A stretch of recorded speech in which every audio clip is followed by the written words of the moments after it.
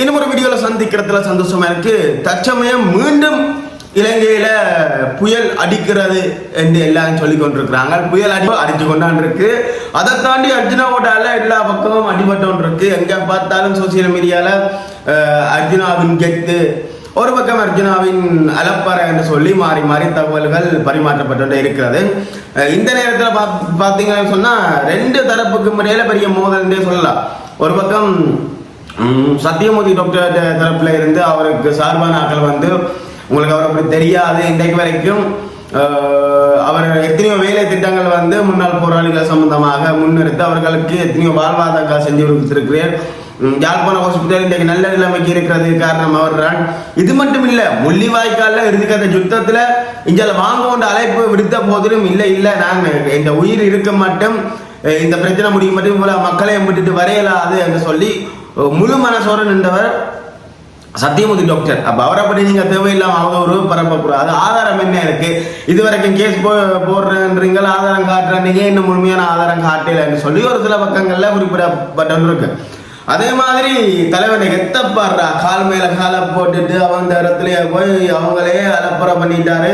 யோசிச்சு பாருங்க, ஏற்கனவே சத்தியமூர்த்தி டாக்டர் சம்பந்தமான கருத்துக்களை வந்து வெளியிட்டவர், எத்தனையோ பிரச்சனையை சொன்னவர். இந்த மாதிரி மருந்துகள் வந்து பாமசிக்கு சட்டவிரோதமாக போகுது, எத்தனையோ பிள்ளைகளுக்கு போதவஸ்து சம்பந்தமான ஒரு சில பிரச்சனை ஹாஸ்பிட்டல் ரீதியாக நடக்குது. இதை தாண்டி சத்தியமூர்த்தி டாக்டர்லேயும் ஏற்பட்ட பிரச்சனை இருக்குன்னு சொல்லி இருக்கிறார். இப்ப அவரால் இப்ப இந்த ஹாஸ்பிட்டல் பிரச்சனையால தான் இவ்வளவு தூரம் வந்தார். இப்ப எம்பி ஆயிட்டு கெத்தா போய் அவன் இடத்துல இருந்து கால் மேல கால் கொண்டு கோல்மியா சஸ் என்று சொல்றேன்னா மனுஷன் கெத்து தான் சொல்லி சமூக வலைத்தளங்கள்ல குறிப்பிட்டு இருக்கிறாங்க. நான் சொல்லல, சமூக வலைத்தளங்கள்ல குறிப்பிட்டு இருக்கிறாங்க. அது நீங்களே பார்க்கக்கூடிய மாதிரி இருக்கு. தற்சமயங்கள்ல இவ்வாறான பிரச்சனை போய்கொண்டிருக்கும் போது அர்ஜுனா சம்பந்தமாக குறிப்பிடலாம் வந்தா பாராளுமன்ற உறுப்பினர் உயர் திரு ராமநாதன் அர்ஜுனா அவர்கள் வந்து அப்படித்தான் சொல்லணும், மரியாதை இருக்குல்ல, அப்ப அப்படித்தான் சொல்லணும்.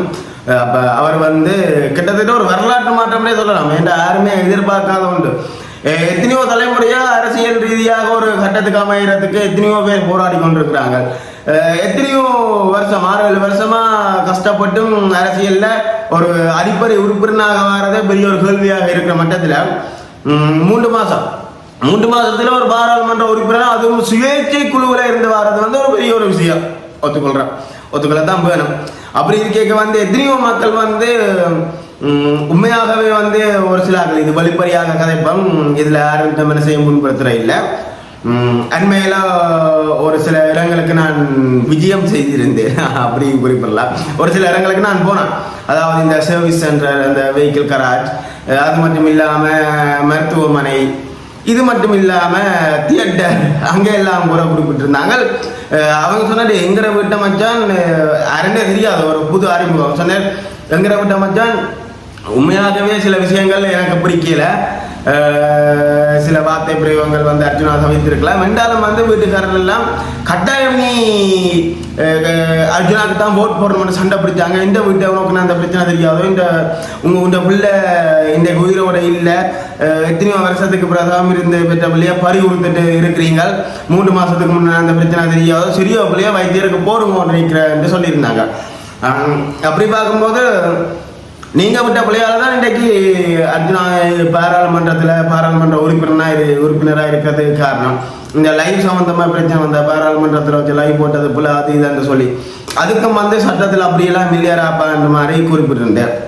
அதே மாதிரி இன்னும் ஒரு பிரச்சனை வந்தது, வெள்ள நிவாரணத்தில் ஒரு களத்தில் இறங்கியல, வெள்ளம் முடிஞ்ச பிறகுதான் வேலை திட்டங்கள் தொடங்குவோம்ன்ற மாதிரி அர்ஜுனா குறிப்பிட்டிருந்தவர் என்று சொல்லியிருந்தாங்க. ஆனா இன்னொரு பக்கத்துல பார்க்கும்போது அந்த நேரத்துல வந்து அந்த டைம்ல தான் அந்த மாவீர தினம் அந்த மூட்டம் தான் வந்து சரியான வெள்ள பிரச்சனையால் போய்கொண்டிருந்தது.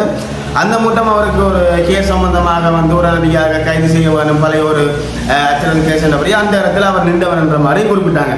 இப்படியே மாறி மாறி ஒவ்வொரு பிரச்சனையும் போகுது. அந்த உறுதியா ஆதாரபூர்வமா அவர் வந்து இவரை சாட்ட, இவர் வந்து அவரை சாட்ட, ஆதாரபூர்வமான பெரிய ஒரு நிரூபித்து இவர் குற்றவாளி என்று நிரூபிக்கிற அளவுக்கு அர்ஜுனா ராமநாதன் குற்றவாளி, எங்கள் புலியாகத்தான் இவ்வாறான விஷயங்களை குறிப்பிட்டிருக்கிறார்களுக்கு வலுவான ஆதாரங்களோ இல்லாவிட்டால் வைத்தியர் சத்தியமூர்த்தி அவர்கள் வந்து குற்றவாளி, அவருக்கு உரிய தண்டனை வழங்கணும் என்றதுக்கான உரிய ஆதாரங்களோ இல்லை. அது இல்லாமத்தான் பிரச்சனைகள் போய்கொண்டிருக்கு. தற்சமயம் இதை தாண்டி இந்த புயல் காலநிலை மாற்றம் காரணமாக எல்லா மக்களும் அவதிப்பட்டு இருக்கிறாங்க. இந்த நேரத்தில் வந்து யூடியூபர் சம்பந்தமான பிரச்சனைகளும் போனது, காசு பணம் மோசடி என்று சொல்லி ஏற்பட்ட பிரச்சனைகள் போனது. இதெல்லாம் தாண்டி இப்போ சமூக வலைத்தளங்கள்ல இந்த போதனா வைத்தியசாலையில போய் செக்யூரிட்டி கார்டோட பிரச்சனை படுறது, இது மட்டும் இல்லாம சத்தியமூர்த்தி டாக்டர் கதையில இருந்து வந்து ஹோல்மியா சசேர்ன்றது. ஆனா பிராக்டிகலா பார்க்க அந்த வசனத்தில் ஆக்கள் குறிப்பிட மாட்டாங்க. ஏன்னு சொன்னா இவருக்கு முன்னாம அவர் எக்ஸ்பீரியன்ஸ் கூட அவர்கிட்ட பார்வையில இப்ப வந்தவன் நீ என்ற அப்ப என்ன இப்படி சொல்றன்ற மாதிரி இருக்கலாம். நார்மலா கூட சொல்லுவாங்க, ஒரு போட்டி ஒன்று இல்லாட்டி ஒரு பிரச்சனை ஒன்று வரும்போது அந்த ஈகோ வந்து கிளாஸ் ஆகி கொண்டிருக்கும். அதுதான் உண்மையான கருத்து, அதுல எந்த ஒரு மாற்றமே இல்லை. இப்படியே டிராவல் ஆகிக்கொண்டு போகுது. இந்த சூழ்நிலை என்ன மாற முடியும்னு தெரியல. சில ஆட்கள் சொல்றாங்க இது ஒரு பர்சனல் ரிவெஞ்சாவே இருக்குது. அந்த நேரத்தில் டாக்டருக்கு எல்லாரும் சேர்ந்து கொடுத்த ஒரு இறுக்கத்துக்கு அவர் இப்ப பழி வாங்கி கொண்டிருக்கிறார், பர்சனல் ரிவெஞ்ச் மாதிரி இருக்காருன்னு சொல்றாங்க. சில ஆட்கள் வந்து இல்லையாராப்பா டாக்டர் சரியான வழியெல்லாம் போய் கொண்டிருக்கிறேன் மாதிரி சொல்றாங்க. இதை தாண்டி இன்னும் சில ஆட்கள் ஓகே நீங்க பாராளுமன்ற உறுப்பினா வந்துட்டீங்க, இதை தாண்டி நீங்க இந்த மாதிரி பிரச்சனையை விட்டுட்டு இனிமேல் நடக்கிற பிரச்சனை என்ன மாதிரி இருக்குது, இல்லாட்டி இதுக்கு சரியான ஆதாரங்கள் திரட்டி ஒரு சபை முன்னில ஒரு இவர் தான் குற்றவாளி என்று சொல்ற அளவுக்கு ஆதாரத்தோட செயற்படுங்க டாக்டர்ன்ற மாதிரியும் போய்கொண்டிருக்கு. டாக்டர் அர்ஜுனாவுக்கு பின்னால எத்தனையோ பேர் நம்பி அவருக்கு பின்னால கை கோர்த்திருக்கிறாங்க. ஏன்னு சொன்னா அவ்வளோ பேரும் ஹாஸ்பிட்டல் ரீதியாக பாதிக்கப்பட்டவர்கள். அதில் காலங்கால கடந்து போக அரசியல் என்ற வாழ்க்கை வரையும் போது வந்து எத்தனையோ பேர் வந்து எதிராகவும் புறமாகவும் செயல்பட்ட ஆதாரங்களும் இருக்கு. ஆனால் சில நேரங்களில் அவைகள் சொல்ற கருத்து நீங்க பாராளுமன்ற உறுப்பினரோ இல்லாட்டி ஒரு பொசிஷன்ல இருக்கிற ஆள் மாதிரி நடக்கல என்ற மாதிரி கருத்து வரும்போது அர்ஜுனா சொல்றேன் நான் எல்லாமே வலுப்பறியா இருக்கிறேன், எந்த இயல்பு இதுதான் சரியா, நான் எந்த இயல்பை மாற்றிட்டு நடிச்சு கொண்டு தெரியலாது, எந்த இயல்பு இதுதான், அதை தான் நான் செஞ்சு கொண்டிருக்கிறேன்ற மாதிரி குறிப்பிட்டிருந்தேன். என்னுடைய தனிப்பட்ட கருத்து என்னன்னு சொன்னா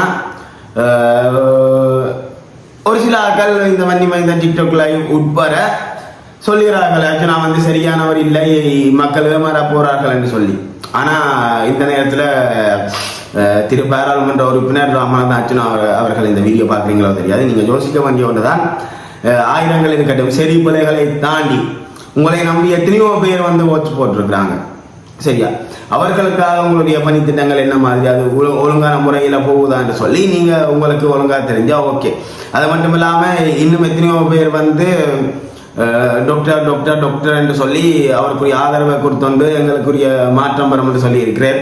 அதே மாதிரி சாவச்சேரியும் வந்து ஒரு சாவச்சேரி ஒரு புனித பூமி மாதிரி வேறு லெவலில் மாற்றி காட்டுவது டாக்டரும் சொல்லியிருக்கிறேன். இப்படியே பயணிப்போம். நார்மலா வந்து ஒரு பிரச்சனையை போய்கொண்டிருக்கு, சிசிடிவி ஆதாரங்கள் அது இதுன்னு சொல்லி எல்லாமே குறிப்பிட்ட நேரத்தில் அர்ஜுனா தரப்புக்கு எதிராக இருந்தாலும் அர்ஜுனாவுடைய கருத்தும் பார்க்கும் பொழுது ஓகே அவர்கிட்ட சார்பில் இருந்து பார்க்கும்போது அது சரியன்ற மாதிரி போய்கொண்டிருக்கு. ஆனால் இந்த ஒரு விடயத்தை குறிப்பிட விரும்புகிறேன், அந்த அத்துமீறி நுழைதல் ஹாஸ்பிட்டலுக்குள்ள என்ற மாதிரி ஒரு டாபிக் ஒன்று இருக்கு.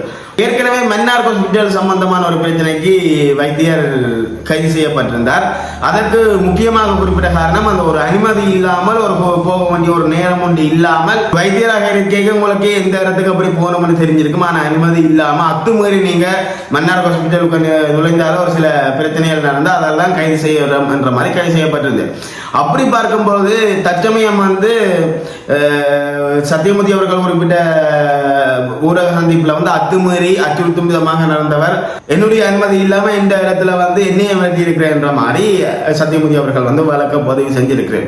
அப்படி பார்க்கும்போது அத்துமீறி அது ஒழுங்கான முறையில் அவர் சந்திப்பை மேற்கொள்ளவில்லை என்றதுக்காக மீண்டும் கைது செய்யப்படுவாரா என்ற ஒரு பிரச்சனை வந்து ஓடிக்கொண்டிருக்கு. ஓகே, சந்திக்கலாம். என்னுடைய இந்த வீடியோவில் ஏதாச்சும் குறைநிலைகள் ஏதாவது கருத்து வேறுபாடுகள் இருந்தால் தெரிவிக்கவும்.